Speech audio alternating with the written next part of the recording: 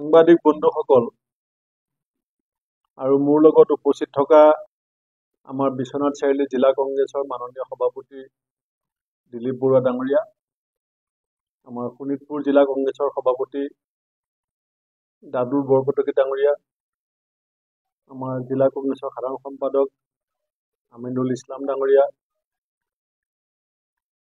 যোৱা 2024 চনৰ 4 ফেব্ৰুৱাৰী তাৰিখে অসম চৰকাৰে এক জাননী যোগে পঞ্চায়তবিলাক ভংগ কৰিছিল। আৰু মাত্ৰ কেইদিনমান পাৰ হলে ফেব্ৰুৱাৰী মাহৰ 4 তাৰিখে অসমত পঞ্চায়ত ভংগ হোৱা এবছৰ হ'ল। আৰু প্ৰায় 1000 কোটি টকা কেন্দ্ৰীয় চৰকাৰৰ 1000 কোটিতকৈ বেছি টকা কেন্দ্ৰীয় চৰকাৰৰ আবণ্টিত পঞ্চায়তত খৰচ কৰিবলগীয়া ধনৰাশি এবছৰ ধৰি অব্যৱহৃত হৈ আছে। কাৰণ পঞ্চায়তৰ এক্ট অনুসৰি সেই বৃহৎ পুঁজি নিৰ্বাচিত প্ৰতিনিধিসকলেহে খৰচ কৰিব পাৰিব। এতিয়া অসম চৰকাৰৰ অদূৰদৰ্শিতা আৰু পঞ্চায়ত ব্যৱস্থাটোৰ প্ৰতি অসম চৰকাৰৰ যিটো অনীহা, সেইটো কাৰণে এতিয়া প্ৰায় 1000 কোটি টকাতকৈ বেছি পইচা গ্ৰামাঞ্চলৰ উন্নয়নৰ কাৰণে কেন্দ্ৰই যিটো আমাক আবণ্টন দিছিলে, সেই পইচা এতিয়া চৰকাৰে ঘূৰাই পঠাবলৈ বাধ্য হ'ব। দ্বিতীয়তে, এবছৰ 4 ফেব্ৰুৱাৰী মই আপোনালোকক হোৱাটছআপত জেবি আক্কা ডাঙৰীয়াৰ চাৰ্কুলাৰ এখন দি দিম। 2024 চনৰ 4 ফেব্ৰুৱাৰীত ইলেকশ্যন ঘোষণা কৰাৰ পাছত যধে মধে পঞ্চায়তৰ ডিলিমিটেশ্যন কৰাৰ কাৰণে ৰাইজৰ মাজত খুব অসন্তুষ্টি বৃদ্ধি পোৱাটো স্বাভাৱিক। মুখ্যমন্ত্ৰীয়ে ক'ৰবাত কৈছে যে কংগ্ৰেছৰ মানুহে কেছ কৰিছে। অসমৰ প্ৰত্যেকখন পঞ্চায়তত কেছ হোৱা নাই।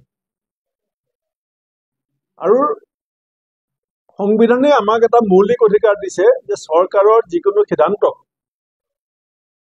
নাগৰিকৰ যিটো ফাণ্ডামেণ্টেল ৰাইটছ, সেই ৰাইটছৰ অধীনত নাগৰিকে ন্যায়ালয়ত গৈ পেলাই তাক চেলেঞ্জ কৰিব, প্ৰত্যাহ্বান জনাব পাৰে। তাৰ কাৰণে কংগ্ৰেছ দলে কেতিয়াও সিদ্ধান্ত লোৱা নাই। আমি পঞ্চায়ত নিৰ্বাচন সদায় পাতিছোঁ, কংগ্ৰেছ এতিয়া শাসনত আছে, আৰু আমি পঞ্চায়ত নিৰ্বাচন সদায় পাতিব বিচাৰোঁ। কালি নিশা হিমন্ত বিশ্ব শৰ্মা ডাঙৰীয়াই কৈছে যে চৰকাৰবিলাকে সাধাৰণতে পঞ্চায়ত নিৰ্বাচন পাতিব নিবিচাৰে। কিন্তু তেখেতে নিজৰ কথা কৈছে।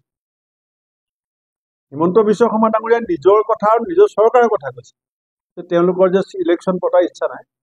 আৰু তেখেতসকলৰ মিত্ৰ দল অসম গণ পৰিষদ 85 চনৰ পৰা 5 বছৰ যেতিয়া ক্ষমতাত আছিলে, পঞ্চায়ত নিৰ্বাচন পতা নাছিলে। আৰু 96 চনৰ পৰা 2001 চনলৈকে যেতিয়া AGP ক্ষমতাত আছিলে, তেতিয়াও অসম গণ পৰিষদে পঞ্চায়ত নিৰ্বাচন পতা নাছিলে। আৰু কালি মুখ্যমন্ত্ৰী ডাঙৰীয়াৰ বক্তব্যত স্বতঃস্ফূৰ্তভাৱে মনৰ ভিতৰৰ কথাটো ওলাই গ'ল যে চৰকাৰবিলাকে পঞ্চায়ত নিৰ্বাচন পাতিবলৈ সাধাৰণতে নিবিচাৰে। কিন্তু 91 চনত যেতিয়া আমাৰ হিতেশ্বৰ শইকীয়া ডাঙৰীয়া মুখ্যমন্ত্ৰী আছিলে, অসমত কংগ্ৰেছৰ নেতৃত্বত পঞ্চায়ত নিৰ্বাচন হৈছিলে। 2001 চনৰ পৰা যেতিয়া তৰুণ গগৈ ডাঙৰীয়া অসমত কংগ্ৰেছৰ মুখ্যমন্ত্ৰী আছিলে, আমি পঞ্চায়ত নিৰ্বাচন অসমত অনুষ্ঠিত কৰিছোঁ।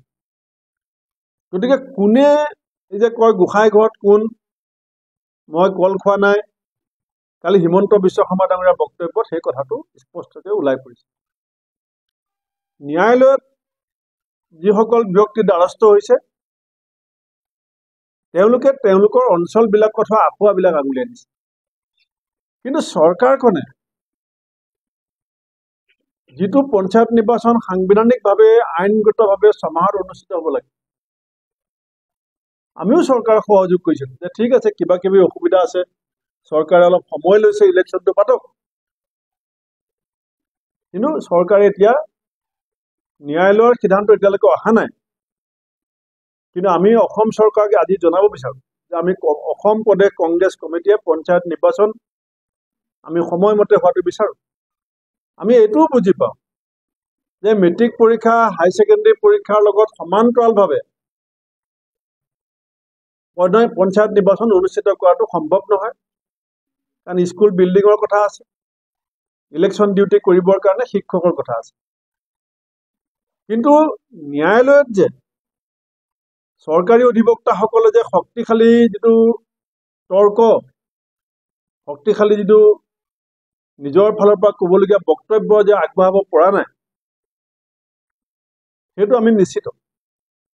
কাৰণ বিচাৰপতিক আমি কনভিন্স কৰিব পাৰিব লাগিব যে 1000 কোটি টকা অবিবাহিত হৈ পৰি আছে, অসমৰ পৰা যদি টকাখিনি ঘূৰি যায় তেতিয়া আমাৰ ৰাজ্যখনৰ গ্ৰামাঞ্চলবিলাকত কিমান ক্ষতি হ'ব। দ্বিতীয়তে, পাব্লিক ৰিপ্ৰেজেণ্টেটিভ এক্ট, পঞ্চায়ত আইনখন 6 মাহতকৈ নিয়মমতে অধিক কাল পিছুৱাই ৰাখিব নোৱাৰে। কিন্তু ডিলিমিটেশ্যনৰ সুবাদত এতিয়া ফেব্ৰুৱাৰী 4 তাৰিখে এবছৰ হ'ল। অনিৰ্দিষ্ট কালৰ কাৰণে পঞ্চায়ত নিৰ্বাচনটো কেনেকৈ স্থগিত ৰাখিব? সেইকাৰণে মই হিমন্ত বিশ্ব শৰ্মা ডাঙৰীয়াৰ আচল যিটো কথা, সেইটো অসমৰ ৰাইজে নিশ্চয় বুজি পাইছে যে উমৰাংচুত এতিয়ালৈকে 2জন শ্ৰমিকৰ মৃতদেহ উদ্ধাৰ হৈছে। মই 2জন শ্ৰমিকৰ আত্মাৰ সদ্গতিৰ কাৰণে প্ৰাৰ্থনা জনাইছোঁ, আৰু বাকী যি 20-25 জন শ্ৰমিক তাত আবদ্ধ হৈ আছে, তেওঁলোকক যাতে অতি শীঘ্ৰে উদ্ধাৰ কৰিব পাৰে তাৰ কাৰণেও মই ঈশ্বৰৰ গুৰিত প্ৰাৰ্থনা জনাইছোঁ। কিন্তু মূল কথাটো হৈছে, কালি আমি গোটেই অসমত জিলাই জিলাই আমি সত্যাগ্ৰহ কৰিছিলোঁ, অৱস্থান ধৰ্মঘট কৰিছিলোঁ, যে সত্যৰ সন্ধানত কয়লা চিণ্ডিকেটৰ চৰ্দাৰ কোন। ৰাতি মুখ্যমন্ত্ৰীয়ে আমাৰ আন্দোলনৰ পিছত ষ্টেটমেণ্ট দিছে, কাৰণ অসমৰ ৰাইজে বুজি পাই গ'ল, কৈছে দেৱলাল গাৰ্লুছা দোষী নহয়, দেৱলাল গাৰ্লুছা গাত দোষ নাই। আমি সেইকাৰণেই আমাৰ আন্দোলনটোৰ নাম দিছিলোঁ সত্যৰ সন্ধানত। কাৰণ হিমন্ত বিশ্ব শৰ্মা ডাঙৰীয়া যদি মুখ্যমন্ত্ৰী হৈ থাকিবলৈ হয়, তেতিয়াহ'লে দেৱলাল গাৰ্লুছাক তেওঁ হেণ্ডকাপ লগাব নোৱাৰে, দেৱলাল গাৰ্লুছাৰ পত্নীক হেণ্ডকাপ লগাব নোৱাৰে। কাৰণ এই অবৈধ কয়লা খননৰ লগত মুখ্যমন্ত্ৰীৰ প্ৰত্যক্ষ সম্পৰ্ক আছে। মুখ্যমন্ত্ৰীৰ কেবিনেটৰ তেওঁ অতি এজন ঘনিষ্ঠ মন্ত্ৰীৰ জৰিয়তে অবৈধ কয়লা খননৰ যিটো লাভাংশ, সেয়া সংগ্ৰহ কৰি থকা কথা মানুহৰ মুখে মুখে চাৰিওফালে বিয়পি আছে। গতিকে দেৱলাল গাৰ্লুছাই হিমন্ত বিশ্ব শৰ্মাক ভয় নকৰে, হিমন্ত বিশ্ব শৰ্মা ডাঙৰীয়াই দেৱলাল গাৰ্লুছাক ভয় কৰে। কাৰণ যদি দেৱলাল গাৰ্লুছাৰ গাত হাত দিবলৈ হয় চৰকাৰে, দেৱলাল গাৰ্লুছা ডাঙৰীয়া আৰু তেওঁৰ পত্নীয়ে কৈ দিব লগত কোন কোন জড়িত, গতিকে চকী লৰিব।